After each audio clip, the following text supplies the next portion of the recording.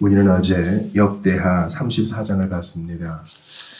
유다 왕 요시야가 악한 선대왕 두 왕들을 지나 이제 왕으로 등극하여 선한 통치, 선한 개혁을 이루었다는 것을 우리가 좀 보았습니다.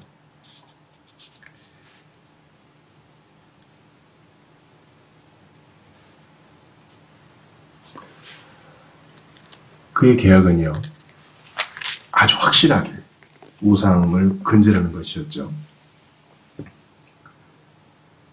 타협이 없었습니다. 아주 분명하게. 또 성전을 수리하도록 하여서 예배가 회복되도록 했고요. 그 와중에 율법책, 오늘날로 말하면 성경, 하나님 말씀의 기록이 발견되어서 수년 동안 그들에게 가리워져 있었던 계시가 그들에게 열리기 시작했습니다. 요시야도 회개했고, 요시야가 여러 작업을 통하여 그 뜻을 파악한 후 백성들에게도 들려주어 주님 앞에 이제 언약식을 갖게 됩니다. 우리가 어제 주목해서 본 것은 요시야가 그의 나이 8세에 왕으로 등극하여 16세부터 하나님을 진지하게 따르기 시작했고, 그의 나이 20대의 개혁 작업이 이루어졌다는 것입니다. 그러니까 요시야가 참 훌륭하다, 요시야가 참 인품이 좋다, 참 대장부다, 이런 결론을 내리기에 앞서 그로 하여금 이런 일을 하도록 한 게 무엇이었는가, 그것을 좀 봐야 합니다. 결국 우리가 하나님의 뜻과 주님의 행하심 앞에서 무릎을 꿇을 수밖에 없어요. 오늘 본문을 보면 요시야가 헛되이 변장을 시도하고 헛되이 싸움에 가담하여서 갑자기 남유다의 어떤 부흥의 역사들이 그쳐진 것을 보잖아요. 사람 마음이란 거죠. 참 알다가도 모를 일이에요. 우리가 분명히 고백해야 되는 것은 이것입니다. 사람은 아무것도 아니되 하나님은 신실하셔서 그 어린 요시야를 사용하셔서 주의 일들을 이루셨다는 것입니다. 8세, 16세, 20대의 나이, 어린 나이 아닙니다. 주님을 따르기 충분한 나이입니다. 하나님은 나이에 관계없이 사람을 부르시고 사용하시니 문제는 우리가 스스로 제한을 걸지 말고 하나님의 뜻에 유연하게 반응해야 한다는 것입니다. 우리 주 예수님 안에서는 그 어떤 차별도, 그 어떤 편견도 있을 수 없습니다. 제가 요즘 신약성경을 좀 다른 관점에서 보는데요. 신약성경이 문을 여는 건요, 여러분, 노인들이에요. 엘리사벳과 사가랴. 그리고 예수 그리스도의 본격적인 사역이 일어나기 전까지 계속 노인들이 나오죠. 시므온과 안나가 나오죠. 그러니까 노인들도 할 일이 있고 노인들에게도 기대되는 것이 있어요. 우리에게 중요한 것은 나이가 많으냐 적으냐가 아니라 있는 그 자리, 그 형편에서 하나님 앞에 내 자신을 드려 헌신하는 것입니다. 오늘 본문을 보니까 이제 요시야가 개혁 작업의 마무리로 바로 유월절을 회복하는 것을 봅니다. 사무엘 이후로 이렇게 유월절을 성대하게 지킨 적이 없었다, 이렇게 얘기하죠. 이상한데요? 히스기야 때도 그런 일이 있지 않았나요? 그래요, 맞아요. 그의 증조부 히스기야처럼 요시야도 유월절 행사를 회복하지만 이 요시야의 회복이 훨씬 더 범위가 컸다고 오늘 본문은 얘기해주고 있습니다. 18절에 보니까 남북, 북이스라엘과 남유다가 다 같이 모여서 이렇게 성대하게, 또 제사장들과 레위 사람들 동원하고 이렇게 제대로 유월절을 지킨 적이 없었다, 이렇게 얘기합니다. 사무엘 이후로. 이러면 사무엘 이후로니까 뭐예요? 왕정시대. 첫 번째 왕 사울 이후로 지금까지 통일 왕국 때도 이런 적이 없었다는 거죠. 요시야가 대단한 일을 행한 것입니다. 그리고 그때는 바로 그가 유다를 다스린 지 18년째 되는 해라, 그러니까 26살이에요. 젊고 젊어 어리다고 보여지는 그 나이에 이 일을 행한 것입니다. 하나님의 일하시면요 참 놀라워요. 스펄전 전기 읽어보셨어요, 여러분? 스펄전에 관한 기록 한번 보세요. 10대 후반에 회심하고 설교해요. 그 소문이 얼마나 크게 퍼졌던지 런던에 있는 교회에서 초빙하잖아요. 조지 휘필드 설교 들어보셨어요? 물론 그는 죽어서 우리가 육성을 들을 수는 없지만 그의 일기와 그의 평전을 보면은 그건 놀라운 일을 행할 때 20대 초반이에요. 역사상 가장 훌륭했던 설교자는 다 20대. 우리가 볼 때 아이 뭐 하겠어 하는 그 나이에 주님 손에 쓰임 받았습니다. 너무 억울하고 너무 어두운 그 시대에 주님은 아직까지 좀 부족하다 할 수 있는 20대 청년들을 사용하셨어요. 기독교 강요, 칼빈의 기독교 강요 20대 때 쓰여진 겁니다. 지금 교회 한켠에 하이델베르크 교리본들 인물을 다시 이제 게시해놨어요. 공동 작성자는 올레비아누스, 이게 작성할 때 20대였어요, 여러분. 그러니까 이런 20대도요. 하나님께 쓰임 받고 어리지 않아요.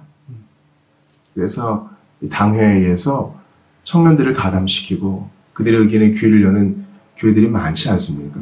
아주 바람직한 현상이에요. 청년들은 그저 어른이 되어가는 중간 단계에 있는 자들이 아니라 우리의 파트너예요. 같은 형제와 자매된 이입니다. 이렇게 놀라운 일들이 일어나요. 그들이 지켰던 유월절에는 어떤 의미가 있습니까? 보니까 번제를 드리고요. 왕부터 솔선수범해서 많은 희생제물을 갖다 바치고요. 제사장들이 할 일이 너무 많으니까 레위 사람들이 도와주고요. 북이스라엘 사람들도 오고 남유다 백성들도 오고 이게 무슨 일이래? 아, 율법책이 발견됐는데 이대로 해야 되는데 하나님과 언약식을 맺은 우리의 마땅한 의무래. 그러면서 그들은 기억했을 것입니다. 바로 그들의 시작을요. 그들의 출애굽을요. 그들의 노예 상태였음을요. 그들의 조상이 애굽에서 핍박받았던 일들을 그들은 듣고 보고 배웠을 것입니다. 즉 유월절은 피를 기억하는 것입니다. 그들이 받은 대속을 기억하는 것입니다. 아니, 어린 양이 대신 죽었구나. 죄로 인한 형벌, 죽음을 기억하는 것입니다. 내가 죽어야 할 죽음을 하나님이 이 양에게 옮기셨구나. 장자들이 죽을 때 주님이 우리는 보호하셨구나. 그들의 해방을 기억하는 겁니다. 하나님의 능력을 기억하는 것입니다. 하나님의 신비롭고 비밀스러운 일들을 기억하는 것입니다. 하나님의 비상한 그 섭리, 그것을 기억하는 것입니다. 그러므로 절기를 지키는 것 대단히 중요한 것입니다. 그렇다고 우리가 이제 유월절을 회복하자 그래서 어떤 이단처럼 우리도 유월절을 지금 이스라엘 종교력으로 첫 달에 지켰잖아요. 첫 달 열 나흘째 날에. 우리도 그렇게 합니다. 그렇게 할 이유는 없어요. 휘장의 갈라짐으로 모든 관습법은 철폐됐고 우리에겐 주의 날이 남았을 뿐이죠. 그러면 이제 한번 돌아봐야 돼요. 우리의 유월절, 즉 우리의 주일에 이런 기억들이 갱신되고 있나요?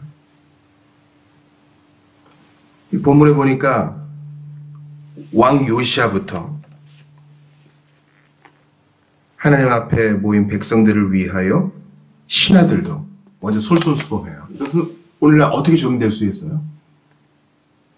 주일을 정말 예수 그리스도의 피를 기억하고 그분 앞에 언약을 갱신하고 우리가 어떤 사람이었는지를 되새겨보며 정말 기쁜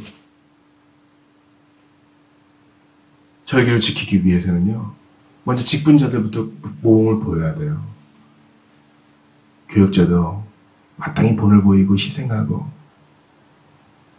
자신을 드리는 본을 보여야 하고, 장로들도 그렇게 해야 되고, 집사들도 그렇게 해야 됩니다.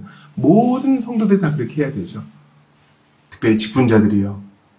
우리가 이 유월절을 지키기 위해 모범을 보였던 왕과 신하들처럼 우리도 그렇게 하고 있는지 돌아보세요. 자기 양, 황소를 바치잖아요. 왕도 신하도. 무슨 직분자들이 돈 많이 갖다 바치라 그런 뜻이 아니에요.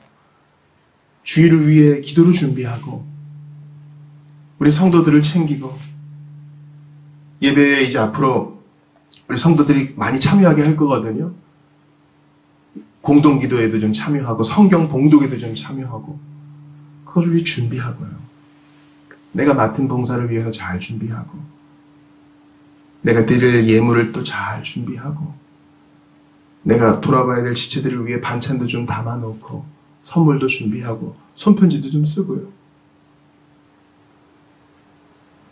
또한 우리의 예배에서 복음이 제대로 선포되고 있는지도 이 유월절 절기가 신약적인 의미에서 잘 구현되고 있는지 돌아보는 중요한 표지입니다.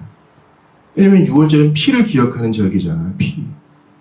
우리의 예배가 그저 인간적인 모임, 그저 종교 모임이 아니라 정말 그리스도의 피를 기억하고 감사하는 모임인가. 그래서 이제 성찬도 회복하려고 그래요. 여러분 팬데믹 시대라고 언제까지 성찬 안 하겠어요? 이것은 주의 몸입니다. 당신을 위한 주의 피입니다. 매달 마지막 주에는 성찬을 할 거거든요. 여러분 이 유월절은 우리의 주일 안에서 구현되어야 합니다. 저는 그래서 앞으로 어떤 식으로든 우리가 좀 수련회로도 모이고 때를 따라서 돕는 은혜를 받기 위해 각종 모임에 좀 힘을 써야 된다. 언제까지 팬데믹으로 인해 우리가 숨어 있어야 되겠어요? 적극적으로 주님 앞에 자신을 드려야 합니다. 그러나 제가 오늘 여러분과 나누고 싶은 것은 그게 아니라 요시아의 개혁이 그의 성급함으로 인해서 중단되었다는 데 있어요. 갈그미스에서 애굽군과 바벨론군이 싸운 것은 아주 역사적인 전투죠. 여기서 애굽이 집니다. 바벨로니아가 패권을 장악하고 남유다도 망하죠. 하나님께서 이제 남유다 백성들을 포로로 잡아가게 하시죠. 근데 이집트 왕이 하나님의 뜻이라고 하면서 너희랑 싸울 마음은 없다. 지켜다오, 비켜다오. 요시아가 성급하게 나가요. 하는 일이 모두 잘 되고 나라의 위협이라도 되었었다고 생각했을까요? 아니면 바벨론을 견제하기 위해서였을까요? 어떤 정치적인 의도가 있는지는 모르지만 그는 기도하지 않고 성급하게 변장하여 나갔다가 경고를 무시했다가 아합처럼 예상치 못한 화살에 맞아 죽임을 당하고 맙니다. 본문도 그렇게 말합니다. 22절에 보니까 요시아는 하나님께서 이집트 왕 누고를 통해 하신 말씀을 듣지 아니하고 출정을 강행했고, 이것을 듣는 우리가 마음에 새겨야 될 거 있어요. 모든 일이 잘 되는 것처럼 보이고 사람들도 많이 모이고 돈도 풍족하고 어린 나이에 이런 일들이 잘 이루어지고 있어요. 이럴 때 우리가 장로들에게 배우고 더욱더 겸손할 필요가 있는 것입니다.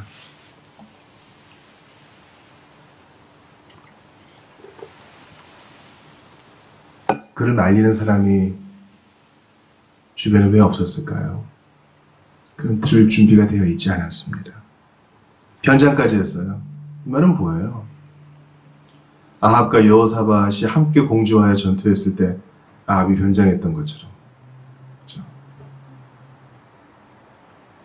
이게 온전한 하나님 앞에 개혁 작업을 진행해 나갔던 그 왕의 모습이 없어요. 슬픈 일입니다. 그래서 역대하 35장은 꺼림직하게 끝나고 말아요. 우리가 내일 이제 역대하 36장을 봄으로 새벽마다 보았던 이 역대하 강의를 마치는데요. 이게 정말 선한 왕이었던, 괜찮은 왕이었던 요시아의 마지막이에요. 우리에게 갈증을 줍니다.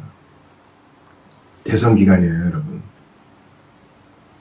우리의 분명한 정치적 입장을 갖는 것은 좋지만 그것이 우리 신자들의 사이를 갈라놓거나 하나님보다 더 묵상해야 될 주제가 될 수는 없어요. 우리의 시간을 너무 많이 뺏어갈 수는 없어요. 우리는 여전히 새로운 통치자를 세워놓고도 갈증에 시달릴 겁니다. 이게 아닌데 부족함이 있게 마련이니까요. 요시아처럼. 그러므로 우리는 왕 대신 예수님을 더욱더 바라보게 됩니다. 그분은 실수도 없고 그분은 전능하시고 그분은 충동적으로 행하지 않으시고요. 개혁 작업을 진행하시되 지금도 사람을 통하여 신실하게 충실하게 끊이지 않고 놀랍게 이 일들을 행하십니다. 오늘 본문을 보면서 진정한 다윗의 후손 누구인가? 우리의 왕은 정말 누구인가? 인간 통치자는 아니다. 혈육으로 다윗의 후손으로 태어난 사람도 아니다. 우리의 왕은 예수님밖에 없습니다. 구원하심이 보좌에 앉으신 우리 하나님과 어린 양께 있도다. 그분을 우리의 왕으로 섬기는 우리 주의 백성들은 참으로 행복합니다. 그러므로 여러분 오늘 본문을 보면서 교훈을 받으세요. 주여 우리의 주일이 온전한 유월절의 회복이 되게 하소서. 주여 모든 일이 잘 되고 있을 때 오판하지 말게 하시고 겸손히 주의 뜻을 구하게 하소서. 성급하지 말게 하소서. 인간적인 잔꾀로 하나님을 슬프게 하는 자 되지 말게 하소서. 아울러 우리의 신앙 고백을 농있게 합시다. 사람은 넘어지고 우리는 피조물일 뿐입니다. 예수님만이 유일하시고 온전하신 왕이십니다. 주님이 다스려주지 않으면 우리는 망할 수밖에 없습니다.